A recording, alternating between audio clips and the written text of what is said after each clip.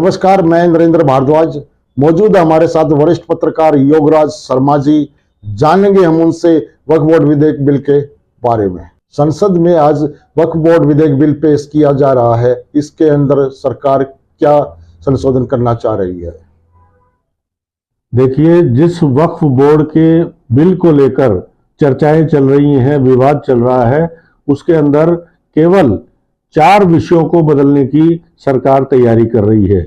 4 ऐसे अंतर हैं जो पिछले बिल के अंदर और नए बिल के अंदर बदलाव होंगे।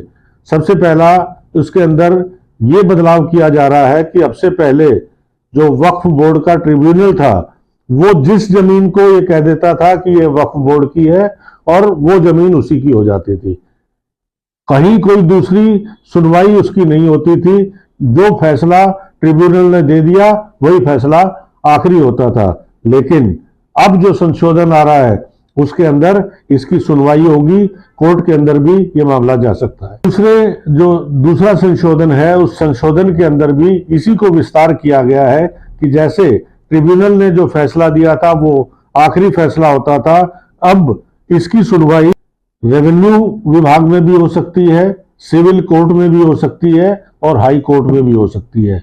यानी वक्फ बोर्ड का वो अधिकार खत्म हो जाएगा कि उसके ट्रिब्यूनल ने जिस जमीन को कह दिया हमारी है तो वो उनकी हो गई, ऐसा नहीं होगा। तीसरा प्रमुख बदलाव ये करने जा रही है कि जो वक्फ बोर्ड बना आया, लगातार अब तक चलता आया, उसके अंदर केवल मुस्लिम सदस्य होते थे। इस बार यह संशोधन किया जा रहा है कि वक्फ बोर्ड जो बनेगा उसके अंदर 2 गैर मुस्लिम सदस्य भी होंगे और 2 महिलाएं भी शामिल होंगी।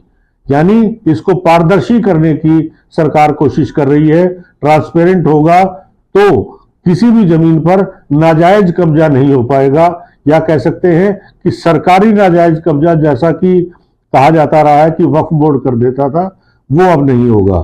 तीसरा संशोधन जो सरकार लाने जा रही है वो ये है कि अब तक ये होता आया था कि जिस भी जमीन के ऊपर इस्लामिक गतिविधियां चलती हैं वो जमीन ऑटोमेटिक वक्फ बोर्ड की हो जाती थी।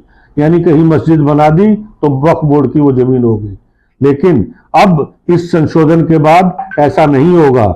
इसके अंदर ये तय किया जाएगा कि ये व्यक्ति किसकी जमीन है, किस व्यक्ति की जमीन है और क्या उसने उसे वक्फ बोर्ड को दान किया है। अगर सही मायने में उसने अपनी तरफ से दान करके वक्फ बोर्ड को वो जमीन दी है, तब वो जमीन वक्फ बोर्ड की होगी। चौथा जो मुख्य बदलाव इसके अंदर आएगा वो महिलाओं की भागीदारी का मामला है, वो सामने आएगा और गैर मुस्लिम लोगों की इसके अंदर शामिल होने का लगातार विरोध विपक्ष कर रहा है, मुस्लिम संगठन कर रहे हैं। तो इस तरह की कोशिशें हैं। सरकार चाहती है कि ये संशोधन पास हो और निर्विरोध तरीके से पास हो, लेकिन क्योंकि मुस्लिम तुष्टीकरण की राजनीति लगातार विपक्ष करता आया है तो विपक्ष के सदस्य लगातार इसका विरोध कर रहे हैं, कोशिश कर रहे हैं कि इस सत्र में भी पिछले सत्रों की तरह ये संशोधन पास ना हो सके। वक्फ बोर्ड के पास कितनी संपत्ति है और इसकी कितनी कीमत आकी जाती है? जहां तक आपने पूछा कि वक्फ बोर्ड के पास कितनी संपत्ति है, उसकी कीमत कितनी है, तो ये बता दें कि रेलवे और सेना के बाद देश में सबसे ज्यादा संपत्तियां वक्फ बोर्ड के पास हैं। रेलवे के पास करीब 33 लाख संपत्ति जो है वो रेलवे के कब्जे में है और सेना के पास करीब 17,000 के आसपास संपत्तियां हैं। लेकिन वक्फ बोर्ड अकेले के पास करीब 9,000 से ज्यादा संपत्ति है और करीब 200 करोड़ रुपए सालाना इससे उनको इनकम होती है, आमदनी होती है। वक्फ बोर्ड के पास अब तक कितने केस पेंडिंग है इस जमीन के मालिकाना हक को लेकर? 12,000 से ज्यादा केस अलग अलग प्रदेशों के वक्फ बोर्ड के अंदर पेंडिंग है और करीब 18,000 से ज्यादा केस वक्फ बोर्ड के ट्रिब्यूनल के पास इन दिनों में चल रहे हैं और 165 केस वक्फ बोर्ड को लेकर सुप्रीम कोर्ट और हाई कोर्ट के अंदर पेंडिंग है।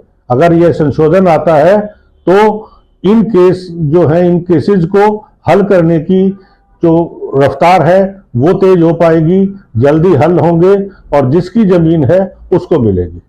विपक्ष इसका विरोध क्यों कर रहा है?